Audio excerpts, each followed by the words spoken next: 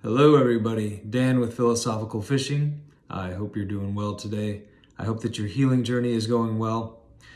I wanted to talk today about gratitude. I know I've talked about it in previous videos, but it is so imperative for your healing journey to have some sort of gratitude practice. And I highly encourage you, if you don't already have a practice involving gratitude, it's never too late. Start one today.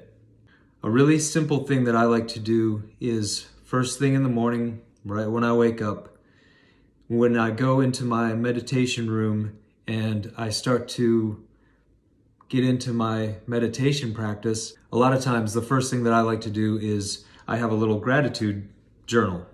And I'll take that out and I'll just write down 10 things that I'm grateful for. And it can just be the most simple things in the world. Do I have a roof over my head? Do I have food to eat today? Do I have a job? Do my legs work? Can I go outside for a walk? Is my body healing? Am I getting better? Am I experiencing healing? What little things have I found that I can do again that I couldn't do when I was on benzos and I was in that benzo fog? Even when you're extremely damaged, there's still always little things to be grateful for. And it might be harder to find when you're in benzo withdrawal. That's a given.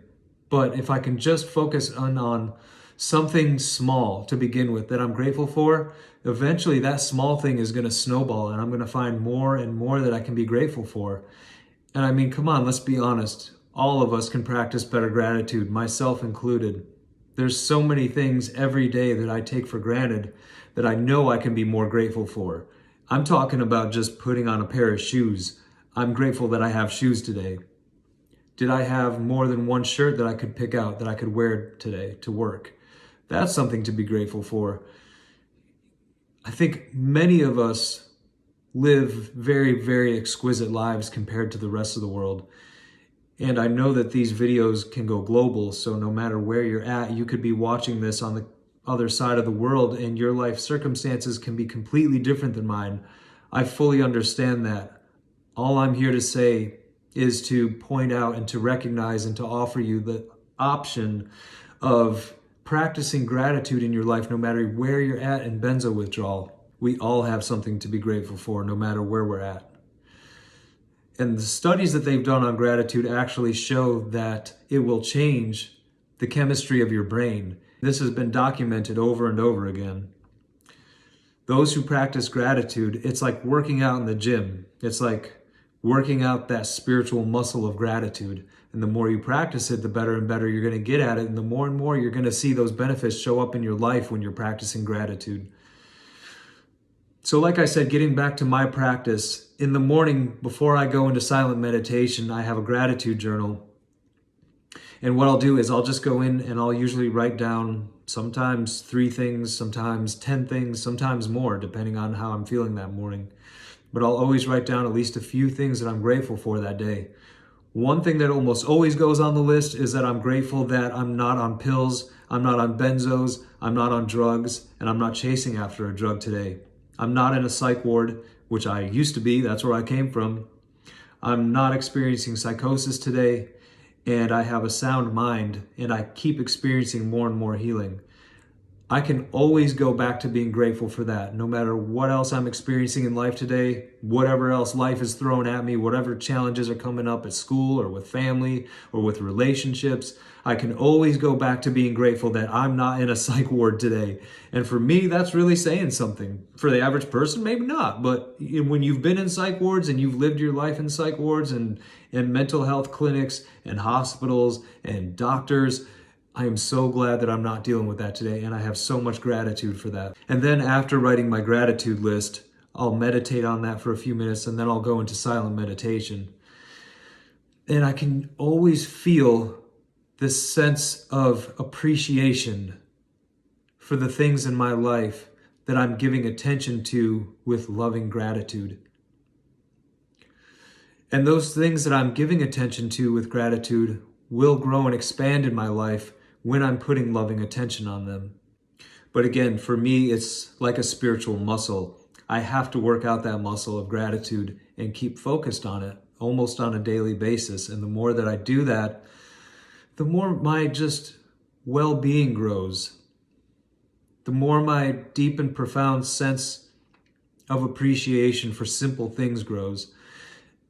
And for me, the simple things in my life today are no longer really simple. They're really pretty extraordinary, because there was a time in my life when I couldn't see the beauty that was right around me, and I couldn't experience the goodness that was in my life that was right in my face. I couldn't feel it. I couldn't sense it. I couldn't appreciate it. There was just more this sense of loss and an absence from my life when I was on benzodiazepines and when I was on drugs. And I always felt like I was in lack of something, like I was always grabbing for something that I couldn't quite get a hold of and I didn't know how to reach. And God forbid I slide back into that frame of mind today, because I have so much to be grateful for. I really do. Every single day I have lots and lots of things to be grateful for. All I have to do, my job, is to put my attention on that, to recognize it. And for me, writing it down helps, because then I have this visual representation on paper of those things that I'm actually grateful for. And it's good to do it mentally too, but for me, I'm kind of a visual person, so I can actually write a list, look at it, and then I have that list of things that I have to be grateful for right in front of my face. All these things that life is showing me, hey Dan, we got you. The universe is showing you love, and here it is right here. It's staring at you in the face. And just recognize it, man, and just look at it and say, that's pretty awesome. This is the universe showing me that it's got my back, and it's showing me that it loves me. And all I have to do is sit with it and tell the universe thank you. And that's one of my biggest prayers today, is just a simple prayer of thank you to the universe for what it's given me and what it's allowed me to learn and how it's allowed me to grow and how it's shown me so much healing throughout this entire process. And for me, that's this whole thing about benzo withdrawal is, I have been such a stubborn person in my life. I don't know that I could have learned these lessons any other way, because I've, for a long time in my life, had this sense of entitlement for some reason. I don't know where it came from, but I've just always had this sense that, whatever good things came my way, I deserved it. And not only do I deserve that, but I deserve something even better. If I see somebody else with something better, I figure I deserve that too and more, because for whatever reason, just this amorphous sense of entitlement that I've seemed to have had in my life prior to my whole spiritual awakening and this experience coming off of benzos. Now, when something nice and pleasant comes my way, all I do is I say thank you to the universe, thank you to God, or whatever it is that you want to call it. And I just say a humble prayer of thanks for whatever it is nice that's come into my life. Or even if it's something that doesn't seem pleasant, I don't always know what's good for me. Sometimes something that comes into my life that seems uncomfortable or bad actually turns out to be something really good for me. I mean, case in point, look at benzodiazepine withdrawal. I couldn't imagine going through anything worse in my entire life than the horror of going through benzo withdrawal. And it was absolutely horrifically, terrifyingly bad. Very bad, like almost killed me bad. I can only say now, 7 years out in retrospect, how that turned out to be one of the most beautiful, life-changing, spiritually revolutionizing experiences of my entire life. The biggest thing in my entire life that has completely revolutionized my life. Actually, there's nothing else that's even come close to that. It's completely changed me for the better. Now, I couldn't see that when I was going through it. I couldn't recognize it. But I've learned to take that experience and use it for change, for myself, for the better. And benzo withdrawal is the thing that got me to that low point, that rock bottom, to then be a catapult to launch me into a new way of life. Because otherwise, for me, I get too complacent in the comfortability wherever I'm at. If I get comfortable, I'll want to stay there and I'll want to keep latching on to that comfortability. It's more of a challenge to push yourself outside of that comfort zone, just a little bit at a time, to where you can start to grow and grow. And sometimes, just like with benzo withdrawal, life will push you way beyond that boundary. And not just benzo withdrawal, but after you come off benzos and you start living your life again, you'll see life will keep challenging you, and you'll at times be forced to go further outside your comfort zone than you would have ever chosen for yourself. And you can always go back to your experience with benzo withdrawal to know that you can do this. You can go through tough experiences and go through these changes, and you can allow them to change you from the inside out, because that's always what it's all about.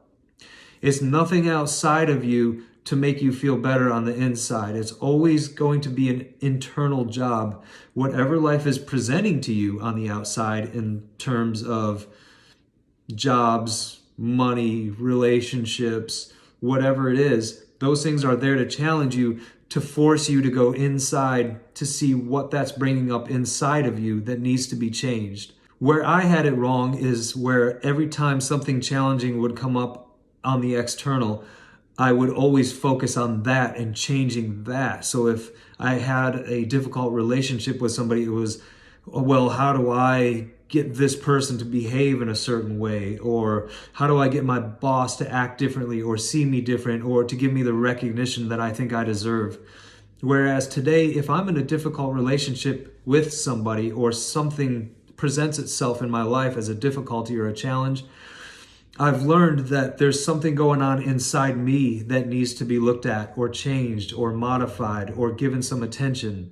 And this all relates back to gratitude. It all comes back to gratitude, because again, gratitude is that internal change. It's that internal thing that I have appreciation already within me, that I can look outside into the world and see, oh, this has come into my life for good.